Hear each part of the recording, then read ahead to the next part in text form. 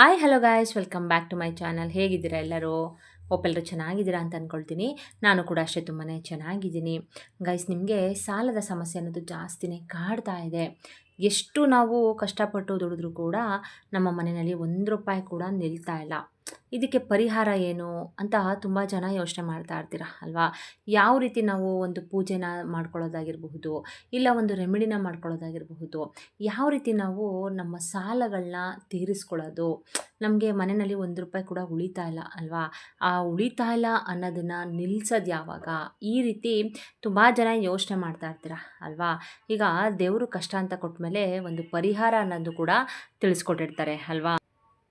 So ನಾವು ಒಂದು ನಂಬಿಕೆ ಇಟ್ಟು ಶ್ರದ್ಧಾ ಭಕ್ತಿಯಿಂದ ಕೆಲವೊಂದು ಪರಿಹಾರಗಳನ್ನ ರೆಮಿಡಿಗಳನ್ನ ಮಾಡ್ಕೊಳ್ಳೋದ್ರಿಂದ ಖಂಡಿತವಾಗ್ಲೂ ನಮ್ಮ ಕಷ್ಟಗಳಿಗೆ ಒಂದು ಮುಕ್ತಿ ಅನ್ನೋದು ಸಿಗುತ್ತೆ, ಆಯಿತಾ? ಪರಿಹಾರ ಶಾಸ್ತ್ರ ಆಗಿರಬಹುದು, ಸಿದ್ಧಿಶಾಸ್ತ್ರ ಆಗಿರಬಹುದು, ರಹಸ್ಯಶಾಸ್ತ್ರ ಆಗಿರಬಹುದು. ಇದರಲ್ಲಿ ದೇವರು ಮನುಷ್ಯನ ಏಳಿಗೆಗೆ ಅಂತಲೇ ಕೆಲವೊಂದು ಪರಿಹಾರಗಳನ್ನ ತಿಳಿಸ್ಕೊಟ್ಟಿದ್ದಾರೆ, ಓಕೆನಾ? ಸೊ ಅದನ್ನು ನಾವು ಒಂದು ನಂಬಿಕೆ ಇಟ್ಟು ಮಾಡ್ಕೊಳ್ಳೋದ್ರಿಂದ ಖಂಡಿತವಾಗ್ಲೂ ನಮ್ಮ ಕಷ್ಟಗಳು ಮುಕ್ತಿಗೊಳ್ಳುತ್ತೆ, ಓಕೆನಾ? ಸೊ ಏನಾದರೂ ನೀವು ತುಂಬಾ ಸಾಲ ಸಮಸ್ಯೆ ಅನುಭವಿಸ್ತಾ ಇದ್ದರೆ ಮನೆಯಲ್ಲಿ ಈ ಒಂದು ಪರಿಹಾರ ಅನ್ನೋದು ನಿಮಗೆ ತುಂಬಾ ಹೆಲ್ಪ್ ಮಾಡುತ್ತೆ ಗೈಸ್, ಓಕೆನಾ? ಸೊ ಹಾಗೆಯೇ ಒಂದು ಲೈಕ್ ಕೊಡೋ ಮುಖಾಂತರ ಇನ್ನೊಬ್ಬರ ಕಷ್ಟಕ್ಕೆ ನೆರವಾಗಿ ಅಂತ ಕೇಳ್ಕೊಳ್ತೀನಿ. ಯಾಕಂದರೆ ನಮ್ಮಿಂದ ಇನ್ನೊಬ್ಬರಿಗೆ ಒಳ್ಳೆಯದಾದರೆ ದೇವರು ನಮ್ಮ ಕಷ್ಟ ಕಾಲಕ್ಕೆ ಕೈ ಹಿಡಿತಾರೆ ಅನ್ನೋದು ನನ್ನ ನಂಬಿಕೆ ಆ್ಯಂಡ್ ನನ್ನ ಎಕ್ಸ್ಪೀರಿಯೆನ್ಸು ಕೂಡ, ಓಕೆನಾ? ಸೊ ನನಗೇನು ಗೊತ್ತು, ನಾನು ಅದನ್ನು ನಿಮಗೆ ತಿಳಿಸ್ಕೊಡೋದ್ರಿಂದ ನಾನು ಏನೂ ಕಳ್ಕೊಳ್ಳಲ್ಲ ಅಲ್ವಾ? ಸೊ ಹಾಗೆಯೇ ನೀವು ಒಂದು ಲೈಕ್ ಕೊಡೋ ಮುಖಾಂತರ ಇನ್ನೊಬ್ಬರ ಕಷ್ಟಕ್ಕೆ ನೆರವಾದರೆ ನಿಮಗೆ ಒಳ್ಳೆಯದಾಗುತ್ತೆ ಹೊರತು ಯಾವತ್ತೂ ಕೆಟ್ಟದಂತೂ ಆಗಲ್ಲ ಅಲ್ವಾ ಗೈಸ್, ಅಲ್ವಾ? ಸೊ ಯಾರ್ಯಾರು ತುಂಬಾ ಕಷ್ಟದಲ್ಲಿದ್ದಾರೆ ಅವ್ರಿಗೆಲ್ಲ ಶೇರ್ ಮಾಡಿ, ಹಾಗೆಯೇ ಲೈಕ್ ಮಾಡಿ. ಹೊಸದಾಗಿ ನನ್ನ ಚಾನಲ್ ನೋಡ್ತಾ ಇದ್ದರೆ ಸಬ್ಸ್ಕ್ರೈಬ್ ಮಾಡಿಕೊಂಡು ಸಪೋರ್ಟ್ ಮಾಡಿ.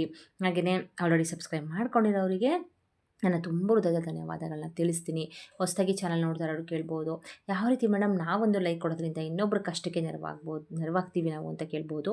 ನಿಮ್ಮ ಒಂದು ಲೈಕಿಂದ ವಿಡಿಯೋ ಅನ್ನೋದು ಆದಷ್ಟು ಲೀಕ್ ಆಗುತ್ತೆ ಗಾಯ್ಸ್. ನಾನು ನಿಜವಾಗ್ಲೂ ಲೈಕ್ಸ್ಗಾಗಲಿ ಕಮೆಂಟ್ಸ್ಗಾಗಲಿ ವ್ಯೂಸ್ಗಾಗಲಿ ಹೇಳ್ತಾ ಇಲ್ಲ. ಏನೋ ಒಂದು ನಮ್ಮ ಕಡೆಯಿಂದ ಇನ್ನೊಬ್ರಿಗೆ ಹೆಲ್ಪ್ ಆದರೆ ಅಷ್ಟೇ ಸಾಕು ಅನ್ನೋದು ನನ್ನ ಒಂದು ನಂಬಿಕೆ ಅಷ್ಟೆ, ಓಕೆನಾ?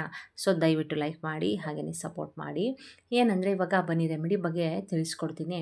ಅದಕ್ಕಿಂತ ಮುಂಚೆ ಈಗ ನಾಳಿದ್ದು ಬಂದು ವರಮಹಾಲಕ್ಷ್ಮಿ ಹಬ್ಬ ಇದೆ ಅಲ್ವಾ? ಎಲ್ಲರೂ ಕೂಡ ತುಂಬಾ ವಿಜೃಂಭಣೆಯಾಗಿ ಮಾಡ್ತಾರೆ. ಕೆಲವೊಬ್ಬರು ಮಾಡ್ತಾರೆ, ಕೆಲವೊಬ್ಬರು ಮಾಡೋದಿಲ್ಲ, ಕೆಲವೊಬ್ಬರು ತುಂಬಾ ಸಿಂಪಲ್ಲಾಗಿ ಪೂಜೆನ ಮಾಡ್ಕೊಳ್ತಾರೆ ಅಲ್ವಾ? ಸೊ ದಯವಿಟ್ಟು ಕ್ಷಮಿಸ್ಬಿಡಿ, ನಾನು ಒಂದು 4-5 ದಿನದಿಂದ ನಿಮಗೆ ವಿಡಿಯೋ ಹಾಕೋಕ್ಕಾಗಿಲ್ಲ. ಬಿಕಾಸ್ ನಾನು ಕೂಡ ತುಂಬಾ ಬ್ಯುಸಿ ಆಗಿಬಿಟ್ಟಿದ್ದೆ. ಸೊ ಇವತ್ತು ಏನಾದರೂ ಆಗಲಿ ನಿಮಗೆ ಒಂದು ವಿಡಿಯೋ ಮಾಡಿ ಹಾಕೋಣ, ತುಂಬಾ ಒಳ್ಳೆಯದಾಗುತ್ತೆ. ಈಗ ವರಮಹಾಲಕ್ಷ್ಮಿ ಹಬ್ಬ ಬೇರೆ ಇದೆ ಅಲ್ವಾ ನಾಳಿದ್ದು. ಸೊ ನೀವು ಕೂಡ ರೆಮಿಡಿನ ಮಾಡಿಕೊಂಡ್ರೆ ತುಂಬಾ ಒಳ್ಳೆಯದಾಗುತ್ತೆ ಅಂತ ವಿಡಿಯೋ ಮಾಡಿ ಹಾಕ್ತಾಯಿದ್ದೀನಿ. ಅಕಸ್ಮಾತ್ ನಿಮಗೆ ಈ ವಿಡಿಯೋ ಇವತ್ತು ಸಿಕ್ಕಿದ್ರೆ ಇಲ್ಲ ನಾಳೆ ಸಿಕ್ಕಿದ್ರೆ ವರಮಹಾಲಕ್ಷ್ಮಿ ಹಬ್ಬ ನಾಳಿದ್ದು ಶುಕ್ರವಾರ ಇದೆ ಅಲ್ವಾ? ಶುಕ್ರವಾರ ಮಾಡ್ಕೊಳ್ಳಿ. ಅಕಸ್ಮಾತ್ ನಿಮಗೆ ಶನಿವಾರ ಭಾನುವಾರ ಸಿಕ್ಕಿದ್ರೆ ನೆಕ್ಸ್ಟ್ ಶುಕ್ರವಾರದಿಂದ ಸ್ಟಾರ್ಟ್ ಮಾಡ್ಕೊಳ್ಳಿ, ಓಕೆನಾ? ಈ ಒಂದು ರೆಮಿಡಿನ ನೀವು ಶುಕ್ರವಾರನೇ ಸ್ಟಾರ್ಟ್ ಮಾಡಬೇಕಾಗತ್ತೆ. ಹಾಗೆಯೇ ಒಂದು ಹೊಸ ಕಲ್ಲುಪ್ಪು ಪ್ಯಾಕೆಟ್ನ ತೊಗೊಂಡು ಬನ್ನಿ, ಓಕೆನಾ? ಶುಕ್ರವಾರ ನೀವು ಹೊಸ ಕಲ್ಲುಪ್ಪು ಪ್ಯಾಕೆಟ್ನ ತರೋದ್ರಿಂದ ತುಂಬಾ ಒಂದು ನಿಮ್ಮ ಮನೆಯಲ್ಲಿ ಒಳ್ಳೆಯದಾಗತ್ತೆ. ವರಮಹಾಲಕ್ಷ್ಮಿ ಹಬ್ಬ ಬೇರೆ ಇದೆ ಅಲ್ವಾ? ಅವತ್ತು ಒಂದು ಪ್ಯಾಕೆಟ್ನ ತೊಗೊಂಡು ಬನ್ನಿ, ತುಂಬಾ ಒಳ್ಳೆಯದಾಗತ್ತೆ. ಜೊತೆಗೆ ಇವತ್ತಿನ ರೆಮಿಡಿ ಬಗ್ಗೆ ಮಾತಾಡೋದಾದರೆ ಗೈಸ್, ನಾನಿಲ್ಲಿ ನೋಡಿ ಕಲ್ಲುಪ್ಪನ್ನ ಮತ್ತು ಅಕ್ಕಿನ ಒಂದು ಬೌಲಲ್ಲಿ ತೊಗೊಂಡಿದ್ದೀನಿ, ಓಕೆನಾ? ನೀವೇ ನೋಡ್ತಾ ಇರಬಹುದು. ಒಂದು ಬೌಲಲ್ಲಿ ಕಲ್ಲುಪ್ಪಿದೆ, ಇನ್ನೊಂದು ಬೌಲಲ್ಲಿ ಅಕ್ಕಿ ಇದೆ ಅಲ್ವಾ? ಸೊ ನಾವು ಏನಂದರೆ ಈ ಕಲ್ಲುಪ್ಪಿನಿಂದ ಮಾಡುವಂಥ ಪರಿಹಾರಗಳಿಗೆ ಅತಿ ಶೀಘ್ರದಲ್ಲೇ ನಿಮಗೆ ಒಂದು ಗುಡ್ ರಿಸಲ್ಟ್ ಅನ್ನೋದು ಸಿಗುತ್ತೆ, ಓಕೆನಾ? ನಮ್ಮ ಆಹಾರದ ರುಚಿನ ಹೆಚ್ಚಿಸೋದಲ್ಲದೆ ಇದು ನಮಗೆ ಒಂದು ನೆಗೆಟಿವಿಟಿನ ಮನೆಯಿಂದ ಹೊರಗಡೆ ಹಾಕುವಂಥ ಶಕ್ತಿ ಈ ಕಲ್ಲುಪ್ಪಿಗೆ ಇದೆ, ಓಕೆನಾ? ಸೊ ಹಾಗೆಯೇ ಅಕ್ಕಿ ಅನ್ನೋದು ಅನ್ನಪೂರ್ಣೇಶ್ವರಿ ದೇವಿಗೆ ನಾವು ಹೋಲಿಸ್ತೀವಿ ಅಲ್ವಾ? ಅಕ್ಕಿ ಅಂದರೆ ಈಗ ಊಟ ಇಲ್ಲದೇ ನಾವು ಬದುಕೋಕ್ಕಾಗತ್ತಾ ಗಾಯ್ಸ್? ಇಲ್ಲ ಅಲ್ವಾ? ಪಂಚಭೂತಗಳಿಲ್ಲದೇ ನಾವು ಬದುಕೋಕ್ಕಾಗತ್ತಾ? ಇಲ್ಲ ಅಲ್ವಾ? ಸೊ ಅಕ್ಕಿನ ನಾವು ತುಂಬಾ ಒಂದು ಪರಮ ಪವಿತ್ರವಾದ ವಸ್ತು ಅಂತ ನಾವು ಭಾವಿಸ್ತೀವಿ. ಹಾಗೆಯೇ ಆರಾಧನೆ ಕೂಡ ಮಾಡ್ತೀವಿ ಅಕ್ಕಿನ ಅಲ್ವಾ? ಸೊ ಹಾಗೆಯೇ ಉಪ್ಪು ಕೂಡ ಮತ್ತು ಮಹಾಲಕ್ಷ್ಮಿಯ ಸ್ವರೂಪ, ಮತ್ತು ಮಹಾಲಕ್ಷ್ಮಿಗೆ ತುಂಬಾ ಪ್ರಿಯವಾದುದು ಕೂಡ ಹೌದು ಅಲ್ವಾ? ಸೊ ಕಲ್ಲುಪ್ಪಿನಿಂದ ನೀವು ಎಂಥ ತಂತ್ರನೇ ಮಾಡಿ ನಿಜವಾಗ್ಲೂ ನಿಮಗೆ 100ಗೆ 200 100% ರಿಸಲ್ಟ್ ಅನ್ನೋದು ಅತಿ ಶೀಘ್ರದಲ್ಲೇ ನಿಮಗೆ ಸಿಗುತ್ತೆ. ಓಕೆನಾ. ಸೊ ಇವೆರಡನ್ನ ನೀವು ಈ ಥರ ಪಿಂಗಾಣಿ ಬೌಲಲ್ಲಾದರೂ ತೊಗೊಳ್ಳಿ, ಇಲ್ಲ ಗಾಜಿನ ಬೌಲಲ್ಲಾದರೂ ನೀವು ತೊಗೊಳ್ಬೋದು, ಏನೂ ತೊಂದರೆ ಇಲ್ಲ. ಶುಕ್ರವಾರ ಬೆಳಿಗ್ಗೆ ಎದ್ದು ಸ್ನಾನ ಮಾಡ್ಕೊಳ್ಳಿ. ಈಗ ವರಮಹಾಲಕ್ಷ್ಮಿ ಹಬ್ಬದ ದಿನವೇ ನೀವು ಪೂಜೆ ಎಲ್ಲ ಮುಗಿಸ್ಕೊಂಡು ಬೇಕಾದರೆ ಮಾಡ್ಬೋದು ಇದನ್ನು, ಇಲ್ಲಾಂದರೆ ನೆಕ್ಸ್ಟು ಶುಕ್ರವಾರ ಮಾಡ್ಕೊಳ್ಳಿ. ಬೆಳಿಗ್ಗೆನೇ ಎದ್ದು ಮನೆ ಕ್ಲೀನ್ ಮಾಡ್ಕೊಳ್ಳಿ. ಫಸ್ಟು ಮನೆ ಕ್ಲೀನ್ ಮಾಡಿಕೊಂಡು ಸ್ವಲ್ಪ ಕಲ್ಲುಪ್ಪು ಹಾಗೆ ಅರಿಶಿನ ಹಾಕ್ಕೊಂಡು ಮನೆನ ಒರೆಸ್ಕೊಳ್ಳಿ. ಹಾಗೆ ಸ್ನಾನ ಕೂಡ ಮಾಡಿಕೊಂಡು ನೀವು ದೇವಿಗೆ ತುಪ್ಪದ ದೀಪನ ಹಚ್ಚಿ. ಓಕೆನಾ. ತುಪ್ಪದ ಪ್ಯಾಕೆಟ್ 10 ರೂಪಾಯಿಗೆ ಸಿಗುತ್ತೆ ಅಲ್ವಾ. ತುಪ್ಪ ಹಚ್ಚುವಷ್ಟು ಶಕ್ತಿ ಇಲ್ಲ ಮೇಡಮ್ ಅನ್ನೋರು 10 ರೂಪಾಯಿ ಪ್ಯಾಕೆಟ್ ಸಿಗುತ್ತೆ ಅಲ್ವಾ, ಅದನ್ನು ತೊಗೊಂಡು ಬಂದು ತುಪ್ಪನ ಹಚ್ಚಿ ದೇವಿಗೆ ಹಚ್ಚಿಬಿಟ್ಟು ಗಾಯ್ಸ್ ನೀವು ಏನು ಮಾಡಬೇಕು ಅಂದರೆ ಈ ರೀತಿ ನಾನು ಹೇಳುವಂಥ ಕೆಲವೊಂದು ಪದಾರ್ಥಗಳನ್ನ ವಸ್ತುವನ್ನು ನೀವು ಇದ್ರ ಜೊತೆ ಸೇರಿಸ್ಬಿಟ್ಟು ನೀವು 11 ದಿನ ನೀವು ಇದನ್ನು ಮುಟ್ಟುತ್ತಾ ಬರಬೇಕು. ಅದು ಬೆಳಿಗ್ಗೆ ಎದ್ದ ತಕ್ಷಣವೇ ಮುಟ್ಟಬೇಕು. ಯಾವ ರೀತಿ ಏನು ಅಂತ ಹೇಳ್ಕೊಡ್ತೀನಿ. ಶುಕ್ರವಾರ ಬೆಳಿಗ್ಗೆನೇ ಎದ್ದು ನೀವು ಕ್ಲೀನಾಗಿ ಎಲ್ಲ ಪೂಜೆ ಎಲ್ಲ ಮುಗಿಸ್ಕೊಂಡು ಈ ರೀತಿ 2 ಬೌಲ್ನ ತೊಗೊಳ್ಳಿ. ಒಂದು ಪಿಂಗಾಣಿ ಬೌಲ್ ಆದರೂ ಆಗ್ಬೋದು, ಗಾಜಿನ ಬೌಲ್ ಆದರೂ ಆಗ್ಬೋದು, ನಿಮ್ಮ ಮನೇಲಿ ಯಾವುದು ಅವೈಲೇಬಲ್ ಇದೆ ಅದನ್ನು ತೊಗೊಳ್ಳಿ. ಓಕೆನಾ. ಸೊ ತೊಗೊಂಡಾದಮೇಲೆ ಗಾಯ್ಸ್ ನೀವೇನು ಮಾಡಬೇಕಂದ್ರೆ ಆ ಬೌಲು ಫುಲ್ಲು ಈ ರೀತಿ ಒಂದು ಬೌಲಷ್ಟು ಕಲ್ಲುಪ್ಪನ್ನ ತೊಗೊಳ್ಳಿ, ಇನ್ನೊಂದು ಬೌಲಷ್ಟು ಅಕ್ಕಿನ ತೊಗೊಳ್ಳಿ. ಸರಿನಾ. ಸಮತಟ್ಟಾಗಿರಬೇಕು. ಈ ರೀತಿ ತೊಗೊಂಡಾದಮೇಲೆ ಗಾಯ್ಸ್ ನೀವೇನು ಮಾಡಬೇಕು ಅಂತ ಅಂದರೆ ನೋಡಿ, ಇಲ್ಲಿ ಚಕ್ಕೆನ ತೋರಿಸ್ತಾ ಇದ್ದೀನಿ ಅಲ್ವಾ. 3 ಚಕ್ಕೆ ಪೀಸ್ನ ತೋರಿಸ್ತಾ ಇದ್ದೀನಿ. 3 ಚಕ್ಕೆ ಪೀಸ್ನ ನೀವು ಈ ರೀತಿ ಕಲ್ಲುಪ್ಪಿನ ಮೇಲೆ ಈ ರೀತಿ ಚುಚ್ಚಬೇಕು. ಓಕೆನಾ. ಈ ರೀತಿ ಇಟ್ಕೊಳ್ಳಿ. ಓಕೆನಾ. ಸೊ ಇನ್ನೂ 3 ಚಕ್ಕೆನ ತೊಗೊಂಡು ನೀವು ಅಕ್ಕಿ ಜೊತೆ ಸೇಮ್ ಅದೇ ರೀತಿ ನೀವು ಮಾಡಬೇಕಾಗತ್ತೆ. ನೋಡಿ ಇಲ್ಲಿ ಈ ರೀತಿ ನೀವು ಚುಚ್ಚಬೇಕಾಗತ್ತೆ. ಇದ್ರ ಜೊತೆಗೇ ಚಕ್ಕೆ ಅನ್ನೋದು ನಿಮಗೆ ಮತ್ತು ಮಹಾಲಕ್ಷ್ಮಿಗೆ ತುಂಬಾ ಪ್ರಿಯವಾದಂತಹ ವಸ್ತು ಅಲ್ವಾ. ಈ ಅರಿಶಿನ ಆಗಿರ್ಬೋದು, ಚಕ್ಕೆ ಮಸಾಲೆ ಐಟಮ್ಗಳಾಗಿರ್ಬೋದು, ಉಪ್ಪಾಗಿರ್ಬೋದು, ಹಾಗೆಯೇ ಅಕ್ಕಿ ಆಗಿರ್ಬೋದು, ಎಲ್ಲ ಕೂಡ ಮತ್ತು ಮಹಾಲಕ್ಷ್ಮಿಗೆ ತುಂಬಾ ಪ್ರಿಯವಾದದ್ದು. ಮನೆನ ಆದಷ್ಟು ನೀಟಾಗಿ ಇಟ್ಕೊಳ್ಳಿ. ಅಡುಗೆ ಮನೆಯಲ್ಲಿ ಮೇಯ್ನಾಗಿ ಮಸಾಲೆ ಐಟಮ್ಗಳಾಗಿರ್ಬೋದು, ಅಕ್ಕಿ ಆಗಿರ್ಬೋದು, ಅರಿಶಿನ, ಉಪ್ಪು, ಹುಣಸೆಹಣ್ಣು ಯಾವುದು ಕೂಡ ಖಾಲಿ ಆಗದೇ ಇರೋ ರೀತಿ ನೀವು ನೋಡ್ಕೋಬೇಕು. ಸ್ವಲ್ಪ ಸ್ವಲ್ಪ ಇದ್ದಾಗಲೇ ಅದನ್ನು ಫಿಲ್ ಮಾಡಬೇಕು. ಓಕೆನಾ. ಸೊ ಅಷ್ಟು ಕ್ಲೀನಾಗಿ ಇಟ್ಕೋಬೇಕಾಗುತ್ತೆ. ಹಾಗೆಯೇ ಸಿಂಕಲ್ಲಿ ಪಾತ್ರೆಗಳನ್ನ ಹಾಕ್ಬೇಡಿ ಆಯಿತಾ. ಅಲ್ಲಲ್ಲೇ ವಾಶ್ ಮಾಡ್ಕೊಳ್ಳಿ. ಈ ಚಿಕ್ಕ ಚಿಕ್ಕ ಸೊಳ್ಳೆಗಳು ಮುತ್ತುತ್ತಾ ಇರುತ್ತೆ, ಅದೆಲ್ಲ ನೀವು ಆ ಥರ ಮಾಡೋದ್ರಿಂದ ಗೈಸ್ ಏನಾಗುತ್ತೆ ಅಂದರೆ ನಿಮ್ಮ ಮನೆಯಲ್ಲಿ ಒಂದು ನೆಗೆಟಿವಿಟಿ ಅನ್ನೋದು ಸೇರಿಕೊಳ್ಳುತ್ತೆ ಮನೆಯಲ್ಲಿ. ಓಕೆನಾ. ಇನ್ನು ನೆಗೆಟಿವಿಟಿ ಅನ್ನೋದು ನಿಮ್ಮ ಮನೆಯಲ್ಲಿ ಸೇರ್ಕೊಂಡ್ಬಿಟ್ರೆ ನಿಮಗೆ ನಿಮ್ಮ ಮನೆಯಲ್ಲಿ ಬರೀ ಕೆಟ್ಟದೇ ಆಗೋದು ಆಯಿತಾ.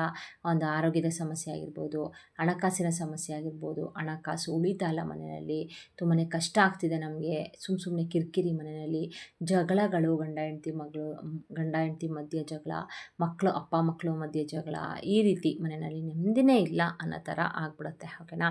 ಸೊ ಅದಕ್ಕೆ ಹೇಳೋದು, ಆದಷ್ಟು ಮನೆನ ನೀಟಾಗಿ ಇಟ್ಕೊಳ್ಳಿ. ನೀಟಾಗಿ ಇಟ್ಕೊಳ್ಳೋದ್ರ ಜೊತೆಗೆ ನೀವು ರೆಮಿಡಿನೂ ಕೂಡ ಮಾಡ್ಕೊಳ್ಬೇಕು. ಓಕೆನಾ. ಸೊ ನೆಕ್ಸ್ಟು ಇಲ್ಲಿ ಅರಿಶಿಣದ ಕೊಂಬನ್ನು ನಾನು ತೊಗೋತಾ ಇದ್ದೀನಿ. ಅರಿಶಿಣದ ಕೊಂಬು ಅನ್ನೋದು ತುಂಬಾ ಪರಮ ಪವಿತ್ರವಾದದ್ದು. ನಮ್ಮ ಹಿಂದೂ ಸಂಪ್ರದಾಯದಲ್ಲಿ ಅರಿಶಿಣಕ್ಕೆ ನಾವು ಮೊದಲನೇ ಪ್ರಾಮುಖ್ಯತೆಯನ್ನು ಕೊಡ್ತೀವಿ ಅಲ್ವಾ. ಅರಿಶಿಣದ ಕೊಂಬು ಒಂದೇ ಒಂದನ್ನು ತಗೊಳ್ಳಿ. ಇದು ಮಾಮೂಲಿ ಸ್ಟೇಷನರಿಯಲ್ಲೂ ಕೂಡ ನಿಮಗೆ ಸಿಗುತ್ತೆ. ಅದನ್ನು ನೀವು ಈ ರೀತಿ ಮಿಡಲಲ್ಲಿ ಇಟ್ಕೊಳ್ಳಿ. ಸರಿನಾ. ಇನ್ನೊಂದು ಅರಿಶಿಣದ ಕೊಂಬನ್ನು ತೊಗೊಂಡು ಸೇಮು ನೀವು ಏನು ಮಾಡಬೇಕು ಅಂತಂದರೆ ಈ ರೀತಿ ಮಧ್ಯದಲ್ಲಿ ಅಕ್ಕಿ ಜೊತೆ ನೀವು ಇಟ್ಕೊಳ್ಳಿ ಆಯಿತಾ. ಇಟ್ಟಾದಮೇಲೆ ಗಾಯ್ಸು ನೆಕ್ಸ್ಟ್ ನೀವೇನು ಮಾಡಬೇಕಂದ್ರೆ 11 ರೂಪಾಯಿ ನಾಣ್ಯನ ತೊಗೋಬೇಕು ಆಯಿತಾ. 5 ರೂಪಾಯಿದು ಎರಡಾದ್ರು ತೊಗೊಳ್ಳಿ, 1 ರೂಪಾಯಿದಂದು ತೊಗೊಳ್ಳಿ, ಇಲ್ಲ 1 ರೂಪಾಯಿದೆ ನಾವು 11 ತೊಗೋತೀವಿ ಅಂದರೂ ಕೂಡ ನೀವು ತೊಗೊಳ್ಬೋದು. ಆದರೆ ನಿಮಗೆ ಟೋಟಲ್ಲು ಬಂದು 11 ರೂಪಾಯಿ ಆಗಬೇಕು. ನೋಡಿ, ನಾನು 5 ರೂಪೀಸ್ ತೊಗೊಂಡಿದ್ದೀನಿ, 2 ರೂಪೀಸ್ ತೊಗೊಂಡಿದ್ದೀನಿ, ಹಾಗೆಯೇ 1 ರೂಪಾಯಿ ತೊಗೊಂಡಿದ್ದೀನಿ, ಮತ್ತೆ 1 ರೂಪಾಯಿ ತೊಗೊಂಡಿದ್ದೀನಿ, ಆಮೇಲೆ 2 ರೂಪೀಸ್ ತೊಗೊಂಡಿದ್ದೀನಿ. ಟೋಟಲ್ ಇಲ್ಲಿ 11 ರೂ ನಾಣ್ಯ ಆಯಿತು. ಅದನ್ನು ಇದ್ರ ಜೊತೆಗೆ ನೀವು ಸೇರಿಸ್ಕೊಳ್ಬೇಕು. ಓಕೆನಾ. ನೋಡಿ ಈ ರೀತಿ ಸೇರಿಸ್ಕೊಳ್ಳಿ. ಮತ್ತೆ ನೀವು 11 ರೂಪಾಯಿ ನಾಣ್ಯನ ತೊಗೋಬೇಕು ಆಯಿತಾ. ನೋಡಿ ಇಲ್ಲಿ ತೊಗೊಂಡಿದ್ದೀನಿ 11 ರೂಪಾಯಿ ನಾಣ್ಯನ ತೊಗೊಂಡು ಇದ್ರ ಜೊತೆ ಸೇಮ್ ಅದ್ರ ಜೊತೆ ಯಾವ ರೀತಿ ನೀವು ಸೇರಿಸಿದ್ರಿ ಅದೇ ರೀತಿ ನೀವು ಇದ್ರ ಜೊತೆ ಸೇರಿಸ್ಬೇಕಾಗತ್ತೆ. ನೋಡಿ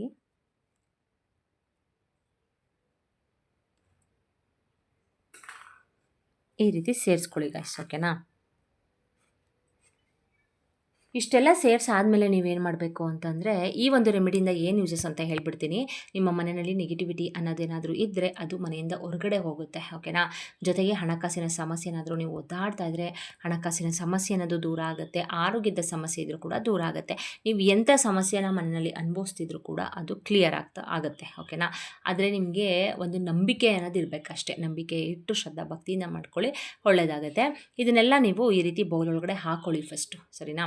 ಹಾಕ್ಕೊಂಡಾದ್ಮೇಲೆ ಏನು ಮಾಡಬೇಕು ಅಂತಂದರೆ ಗೈಸ್, ಇದನ್ನು ನೀವು ಪೂಜೆ ಎಲ್ಲ ಮಾಡ್ಕೊಳ್ಳಿ. ಮಾಮೂಲಿ ಪೂಜೆ ಎಲ್ಲ ಆದಮೇಲೆ ಇದಕ್ಕೂ ಕೂಡ ಪೂಜೆನ ಮಾಡಿ, ಆಯಿತಾ. ಪೂಜೆನ ಮಾಡಿ ಫಸ್ಟು ನೀವು ಸಂಕಲ್ಪನ ಮಾಡ್ಕೊಳ್ಬೇಕು. ನಿಮ್ಗೇನು ಸಮಸ್ಯೆ ಇದೆ ಅದನ್ನು ದೇವಿ ಹತ್ರ, ನೀವು ಲಕ್ಷ್ಮೀ ದೇವಿ ಹತ್ರ ಕೇಳ್ಕೊಳ್ಬೇಕು. ನಮ್ಗೆ ಈ ರೀತಿ ಹಣಕಾಸಿನ ಸಮಸ್ಯೆ ಅನ್ನೋದನ್ನ ಎದುರಿಸ್ತಾ ಇದ್ದೀವಿ ತಾಯಿ, ನಮ್ಗೆ ಈ ಥರ ತುಂಬಾ ಕಷ್ಟ ಆಗಿದೆ, ಕಷ್ಟಪಟ್ಟು ದುಡಿತಾ ಇದ್ದೀವಿ, ₹1 ಕೂಡ ಮನೆಯಲ್ಲಿ ನಿಲ್ತಾ ಇಲ್ಲ, ಆರೋಗ್ಯದ ಸಮಸ್ಯೆ ಇದೆ, ಈ ಒಂದು ರೆಮಿಡಿನ ನಾನು ಈ ರೀತಿ ಸಮಸ್ಯೆನ ದೂರ ಆಗಲಿಕ್ಕೋಸ್ಕರ ಮಾಡ್ಕೊಳ್ತಾ ಇದ್ದೀನಿ ತಾಯಿ ಅಂತ ನೀವು ಕೇಳ್ಕೊಳ್ಬೇಕು ದೇವಿ ಹತ್ರ, ಸರಿನಾ.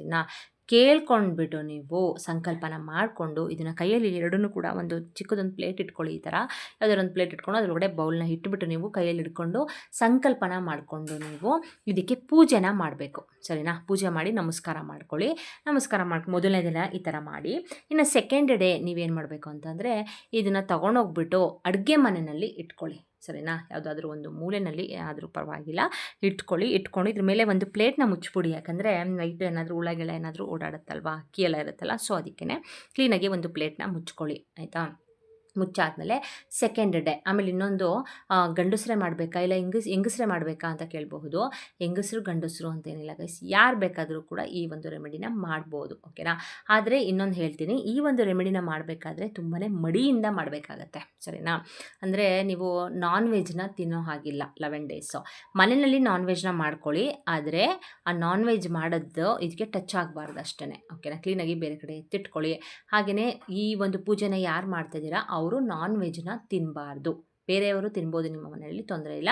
ಆದರೆ ಈ ಪೂಜೆ ಮಾಡೋರು ಮಾತ್ರ ನಾನ್ ವೆಜ್ನ ತಿನ್ನಕ್ಕಂತೂ ಹೋಗಬೇಡಿ 11 ದಿನ, ಓಕೆನಾ.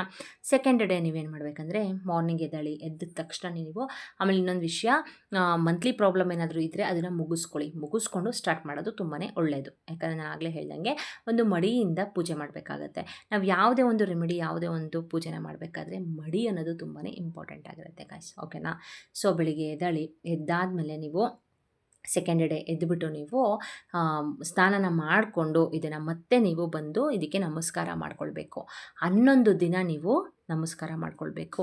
ಈಗ ಕೆಲವೊಬ್ರು ಏನು ಮಾಡ್ತಾರೆ ಅಂದರೆ, ಮೇಡಮ್ ನಮ್ಗೆ ಅಷ್ಟೊತ್ತಿಗೆ ಸ್ನಾನ ಮಾಡೋಕ್ಕಾಗೋದಿಲ್ಲ, ಯಾಕಂದರೆ ತುಂಬಾ ಜಾಸ್ತಿ ಕೆಲಸ ಇರುತ್ತೆ ನಮಗೆ, ಗಂಡನ ಆಫೀಸಿಗೆ ಕಳಿಸ್ಬೇಕು, ಮಕ್ಕಳನ್ನ ಸ್ಕೂಲಿಗೆ ಕಳಿಸ್ಬೇಕು, ಮನೆ ಕೆಲಸ ತುಂಬಾ ಕೆಲಸ ಇರುತ್ತೆ ಅಂತ ನೀವೇನು ಮಾಡಬೇಕು ಅಂತಂದರೆ, ಅಟ್ಲೀಸ್ಟ್ ಕೈಕಾಲು ಮುಖನಾದರೂ ತೊಳ್ಕೊಳ್ಬೇಕು. ಬ್ರಷ್ ಮಾಡಿ ಮುಖ ತೊಳ್ಕೊಂಡು ಕೈಕಾಲು ತೊಳ್ಕೊಂಡು ಎದ್ದ ತಕ್ಷಣವೇ ಫಸ್ಟು ನೀವು ಹೋಗಿ ವಾಶ್ರೂಮ್ಗೆ ಹೋಗಿ ಕ್ಲೀನಾಗಿ ಫ್ರೆಶ್ ಅಪ್ ಆಗಿ ಬಂದು ಇದಕ್ಕೆ ನಮಸ್ಕಾರ ಮಾಡಬೇಕು. ನಮಸ್ಕಾರ ಮಾಡಿಬಿಟ್ಟು ನೀವು ನೆಕ್ಸ್ಟು ಬೇರೆ ಕೆಲಸನ ಮಾಡ್ಕೊಳ್ಬೇಕಾಗತ್ತೆ, ಓಕೆನಾ.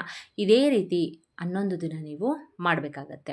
11 ದಿನ ಕಂಪ್ಲೀಟ್ ನೋಡ್ಕೊಳ್ಳಿ. ಬೇಕಾದರೆ ಈ ಒಂದು ರೆಮಿಡಿನ ಮಾಡಿ ಗಾಯ್ಸ್, ನೀವೇ ನನಗೆ ಕಮೆಂಟ್ ಮಾಡ್ತೀರಾ, ಹೌದು ಮೇಡಮ್ ನೀವು ಹೇಳುವಂಥ ರೆಮಿಡಿ ನಮಗೆ ವರ್ಕೌಟ್ ಆಗ್ತಿದೆ, ತುಂಬಾ ನಮಗೆ ಹೆಲ್ಪ್ ಆಗ್ತಿದೆ ಅಂತ ಕಮೆಂಟ್ ಮಾಡ್ತೀರಾ, ಓಕೆನಾ. ಯಾಕಂದರೆ ತುಂಬ ಜನ ಅದೇ ರೀತಿ ಕಮೆಂಟ್ ಮಾಡ್ತಿದ್ದಾರೆ, ನೀವು ಹೇಳುವಂಥ ರೆಮಿಡಿ ನಮ್ಗೆ ವರ್ಕೌಟ್ ಆಗ್ತಿದೆ, ತುಂಬಾ ಥ್ಯಾಂಕ್ಸ್ ಮೇಡಮ್ ಅಂತ ಕಮೆಂಟ್ಸ್ ಮಾಡ್ತಿದ್ದಾರೆ. ಯಾರ್ಯಾರು ಕಮೆಂಟ್ ಮಾಡ್ತೀರಾ ಪ್ರತಿಯೊಬ್ಬರಿಗೂ ಕೂಡ ನನ್ನ ತುಂಬ ಹೃದಯದ ಧನ್ಯವಾದಗಳನ್ನ ತಿಳಿಸ್ತೀನಿ, ಓಕೆನಾ. ಸೊ ಅದೇ ರೀತಿ ಈ ಒಂದು ರೆಮಿಡಿನೂ ಮಾಡ್ಕೊಳ್ಳಿ, ತುಂಬಾ ಒಳ್ಳೆಯದಾಗುತ್ತೆ. ಎಲ್ಲ ರೆಮಿಡಿನೂ ಮಾಡ್ಕೊಳ್ಳಿ ಗೈಸ್, ಯಾಕಂದರೆ ನಾನು ಯಾವುದೇ ಒಂದು ಎಂಥ ರೆಮಿಡಿ ಮಾಡಿದ್ರು ಕೂಡ ನಾನು ತುಂಬಾ ದುಡ್ಡು ಖರ್ಚು ಮಾಡಿ ಮಾಡುವಂಥ ರೆಮಿಡಿಗಳನ್ನ ಯಾವುದೂ ಹೇಳೋದಿಲ್ಲ, ಓಕೆನಾ. ಮನೆಯಲ್ಲೇ ಯೂಸ್ ಮಾಡುವಂತಹ ಪದಾರ್ಥಗಳನ್ನ ಯೂಸ್ ಮಾಡಿಕೊಂಡು ಮಾಡುವಂಥ ರೆಮಿಡಿಗಳನ್ನೇ ಹೇಳೋದು ನಾನು, ಓಕೆನಾ. ಸೊ ಅದಕ್ಕೇ ತುಂಬಾ ಮಾಡ್ಕೊಳ್ಳಿ ಚೆನ್ನಾಗಿ, ಸರಿನಾ. ಅದಾದಮೇಲಿಂದ ಗೈಸ್ ನೀವು 11 ದಿನ ಕಂಪ್ಲೀಟ್ ಆದಮೇಲೆ ನೀವು 12ನೇ ದಿನ ನೀವು ಎದ್ದುಬಿಟ್ಟು ಏನು ಮಾಡಬೇಕು ಅಂತಂದರೆ, ಈ ಒಂದು ಬೌಲಲ್ಲಿ ಇರುವಂತಹ ಈ ಕಾಯಿನ್ಗಳಿದೆಯಲ್ಲ, ಈ ಕಾಯಿನನ್ನು ಯಾರಾದರೂ ಭಿಕ್ಷುಕರಿಗೆ ನೀವು ದಾನವಾಗಿ ಕೊಡಬೇಕಾಗತ್ತೆ, ಓಕೆನಾ. ಈ ಕಾಯಿನ್ಸು 2 ಬೌಲಲ್ಲಿರುವಂತಹ ಕಾಯಿನ್ಸು ಪ್ಲಸ್ ಇಲ್ಲಿ ಅಕ್ಕಿ ಇದೆಯಲ್ಲ, ಈ ಅಕ್ಕಿ ಇಷ್ಟನ್ನು ಕೂಡ ಯಾರಾದರೂ ಭಿಕ್ಷುಕರಿಗೆ ನೀವು ಕೊಡಬೇಕು, ಸರಿನಾ. ಇನ್ನು ಈ ಚಕ್ಕೆ ಆಗಿರಬಹುದು, ಈ ಅರಿಶಿಣದ ಕೊಂಬಾಗಿರಬಹುದು, ಉಪ್ಪಾಗಿರಬಹುದು, ಇದನ್ನು ತೊಗೊಂಡೋಗ್ಬಿಟ್ಟು ನೀವು ಯಾವುದಾದ್ರೂ ಒಂದು ಹರಿಯುವ ನೀರಿಗೆ ಇದನ್ನು ಬಿಟ್ಟುಬಿಡಿ, ಸರಿನಾ. ಹರಿಯುವ ನೀರು ನಮ್ಮ ಮನೆ ಹತ್ರ ಯಾವುದೂ ಇಲ್ಲ ಮೇಡಮ್ ಅಂತ ಅಂದರೆ ನೀವೇನು ಮಾಡಬೇಕು ಅಂತಂದರೆ, ಯಾವುದಾದ್ರೂ ಒಂದು ಗಿಡದ ಹತ್ರ ತೊಗೊಂಡೋಗ್ಬಿಟ್ಟು ಅದನ್ನು ಹಾಕ್ಬಿಡಿ, ಓಕೆನಾ. ಕಾಯಿನ್ ಪ್ಲಸ್ ಇದು ಅಕ್ಕಿನ ನೀವು ಯಾರಾದರೂ ಭಿಕ್ಷುಕರಿಗೆ ನೀವು ಕೊಡಬೇಕಾಗತ್ತೆ. ಸರಿನಾ? ಈ ಒಂದು ರೆಮಿಡಿನ ಮಾಡ್ಕೊಳ್ಳಿ ಗೈಸ್. ನಿಜವಾಗ್ಲೂ ಬೆಳಿಗ್ಗೆ ಎದ್ದ ತಕ್ಷಣವೇ ನೀವು ಇದನ್ನು ಹೋಗಿ ನೀವು ಮುಟ್ಟಬೇಕು. ಸರಿನಾ? ರೆಮಿಡಿನ ಮಾಡ್ಕೊಳ್ಳಿ, ನಿಜವಾಗ್ಲೂ ನೋಡ್ಕೊಳ್ಳಿ, ನಿಮಗೇ ಗೊತ್ತಾಗುತ್ತೆ. ಸ್ವಲ್ಪ ಸ್ವಲ್ಪ ಸುಧಾರಣೆನ ಕಾಣ್ತೀರಾ. ನಾನಾ ಮೂಲಗಳಿಂದ ನಿಮಗೆ ಹಣ ಬರಲಿಕ್ಕೆ ಸ್ಟಾರ್ಟ್ ಆಗುತ್ತೆ. ಮನೆಯಲ್ಲಿ ಹಣ ಅನ್ನೋದು ನಿಲ್ಲುತ್ತೆ. ಓಕೆನಾ? ಸಾಲ ಏನಾದರೂ ಮಾಡ್ಕೊಂಡಿದ್ರೆ ಅದು ಕೂಡ ಕ್ಲಿಯರ್ ಆಗುತ್ತೆ. ಆರೋಗ್ಯದ ಸಮಸ್ಯೆ ಇದ್ದರೆ ಅದು ಕೂಡ ಖಂಡಿತವಾಗ್ಲೂ ಕ್ಲಿಯರ್ ಆಗೇ ಆಗುತ್ತೆ. ಆದರೆ ನಾನು ಒಂದೇ ಹೇಳೋದು, ನಂಬಿಕೆ ಇಟ್ಟು ಮಾಡ್ಕೋಬೇಕಾಗತ್ತೆ ಅಷ್ಟೇ. ಓಕೆನಾ? ಏನಾದ್ರು ಡೌಟ್ಸ್ ಇದ್ದರೆ ಕಮೆಂಟ್ಸ್ ಮಾಡಿ. ಹಾಗೆಯೇ ಕಮೆಂಟ್ ಬಾಕ್ಸ್ನಲ್ಲಿ ನಮ್ಮ 456 ಏಂಜಲ್ಸ್ ನಂಬರ್ನ ಮಾತ್ರ ದಯವಿಟ್ಟು ಮರೆಯೋಕ್ಕಂತೂ ಹೋಗಬೇಡಿ, ಆಯಿತಾ? ಅದು ಒಂದು ದೈವಿಕ ಶಕ್ತಿ ನಂಬರ್, ಅದು ಒಂದು ನಂಬರ್ ಅಲ್ಲ ಗಾಯ್ಸ್, ಒಂದು ದೈವಿಕ ಶಕ್ತಿ ನಂಬರ್ ಅದು. ಸರಿನಾ? 456 ನೋಟ್ಸ್ ಯಾರಿಗಾದ್ರೂ ಸಿಕ್ಕಿದ್ರೆ ದಯವಿಟ್ಟು ಅದನ್ನು ನಿಮ್ಮ ಪರ್ಸ್ನಲ್ ಇಟ್ಕೊಳ್ಳಿ. ಜೊತೆಗೆ ಇಲ್ಲ ಪರ್ಸ್ನಲ್ ಇಟ್ಕೊಳ್ಳಲ್ಲ ಅಂತ ಅನ್ನೋರು ದೇವ್ರ ಮನೆಯಲ್ಲಿ ಇಟ್ಕೊಂಡು ಕೂಡ ನೀವು ಅದಕ್ಕೆ ಪೂಜೆನ ಮಾಡ್ಬೋದು. ತುಂಬಾ ಒಳ್ಳೆಯದಾಗತ್ತೆ. ಯಾರಿಗೂ ಕೂಡ ಕೊಡಬೇಡಿ ಅದನ್ನು. ಸರಿನಾ? ಎಲ್ಲರಿಗೂ ಕೂಡ ಒಳ್ಳೆಯದಾಗಲಿ. ಕಮೆಂಟ್ ಬಾಕ್ಸ್ನಲ್ಲಿ ಓಂ ಶ್ರೀ ಮಹಾಲಕ್ಷ್ಮಿಯೇ ನಮಃ ಅಂತ ಕಮೆಂಟ್ ಮಾಡಿ. ಜೊತೆಗೆ 456 ಏಂಜಲ್ಸ್ ಅಂತ ಕಮೆಂಟ್ಸ್ ಮಾಡೋದನ್ನ ಮರಿಬೇಡಿ. ಯಾರ್ಯಾರು ಕಮೆಂಟ್ಸ್ ಮಾಡ್ತಿದ್ದೀರಾ ಮಹಾಲಕ್ಷ್ಮಿಯೇ ನಮಃ ಅಂತ, ಹಾಗೆಯೇ 456 ಅಂತ ಕಮೆಂಟ್ಸ್ ಮಾಡ್ತಿದ್ದೀರಾ, ಎಲ್ಲರಿಗೂ ಕೂಡ ನಿಮ್ಮ ಜೀವನದಲ್ಲಿ ಒಂದು ಏಳಿಗೆ ಅನ್ನೋದು ಸಿಗಲಿ. ಯಾರ್ಯಾರು ಈ ವಿಡಿಯೋ ನೋಡ್ತಿದ್ದೀರಾ ನಿಮಗೂ ಕೂಡ ಒಳ್ಳೆಯದಾಗಲಿ, ನೀವು ಬಯಸಿದೆಲ್ಲ ಸಿಗಲಿ, ನಿಮ್ಮ ಕಷ್ಟಗಳೆಲ್ಲ ದೂರ ಆಗಲಿ ಅಂತ ನಾನು ಕೂಡ ಕೇಳ್ಕೊಳ್ತೀನಿ ದೇವ್ರ ಹತ್ರ. ಓಕೆನಾ? ಏನಾದ್ರು ಡೌಟ್ಸ್ ಇದ್ದರೆ ಕಮೆಂಟ್ಸ್ ಮಾಡಿ, ನಾನು ಅದರಲ್ಲಿ ಖಂಡಿತವಾಗ್ಲೂ ಆನ್ಸರ್ನ ಮಾಡ್ತೀನಿ. ಈಗ ಹಬ್ಬ ಇದೆ ಶುಕ್ರವಾರ, ಎಲ್ಲರಿಗೂ ಕೂಡ ಮತ್ತು ಮಹಾಲಕ್ಷ್ಮಿ ಸ್ಥಿರವಾಗಿ ನಿಮ್ಮ ಮನೆಯಲ್ಲಿ ಬಂದು ನೆಲೆಸಲಿ. ಒಬ್ಬರು ಮನೆಗೂ ಕೂಡ ಮತ್ತು ಮಹಾಲಕ್ಷ್ಮಿ ಎಂಟ್ರಿ ಕೊಡ್ತಾರೆ ಅಂತ ಹೇಳ್ತಾರೆ ನಮ್ಮ ಹಿರಿಯರು ಅಲ್ವಾ? ಸೊ ಎಂಟ್ರಿ ಕೊಟ್ಟ ಮೇಲೆ ನಿಮ್ಮ ಮನೆಯಲ್ಲಿ ಶಾಶ್ವತವಾಗಿ ನೆಲೆಸಲಿ ತಾಯಿ. ನಿಮಗೆಲ್ಲರಿಗೂ ಕೂಡ ಒಳ್ಳೆಯದಾಗಲಿ. ಹಣಕಾಸಿನ ಸಮಸ್ಯೆ ಇದ್ದರೆ ದೂರ ಆಗಲಿ, ಎಂಥದೇ ಸಮಸ್ಯೆ ಇದ್ದರೂ ಕೂಡ ದೂರ ಆಗಲಿ ಅಂತ ನಾನು ಕೂಡ ಕೇಳ್ಕೊಳ್ತೀನಿ. ಇದೇ ರೀತಿ ಹಲವಾರು ವೀಡಿಯೋಸ್ನ ಮಾಡಿ ಹಾಕಿದ್ದೀನಿ. ಡಿಸ್ಕ್ರಿಪ್ಷನ್ ಲಿಂಕನ್ನು ಕೊಟ್ಟಿರ್ತೀನಿ, ಒಮ್ಮೆ ಚೆಕ್ ಮಾಡಿಕೊಂಡು ರೆಮಿಡಿಗಳನ್ನ ನಂಬಿಕೆ ಇಟ್ಟು ಮಾಡ್ಕೊಳ್ಳಿ. ಓಕೆನಾ? ಸೊ ಎಲ್ಲರಿಗೂ ಒಳ್ಳೆಯದಾಗಲಿ. ನೆಕ್ಸ್ಟ್ ಹೊಸ ಇನ್ಫಾರ್ಮೇಷನ್ ವಿಡಿಯೋದೊಂದಿಗೆ ಸಿಗ್ತೀನಿ. ಅಲ್ಲಿವರೆಗೂ ಬಾಯ್ ಬಾಯ್, ಸಿ ಯು, ಟೇಕ್ ಕೇರ್.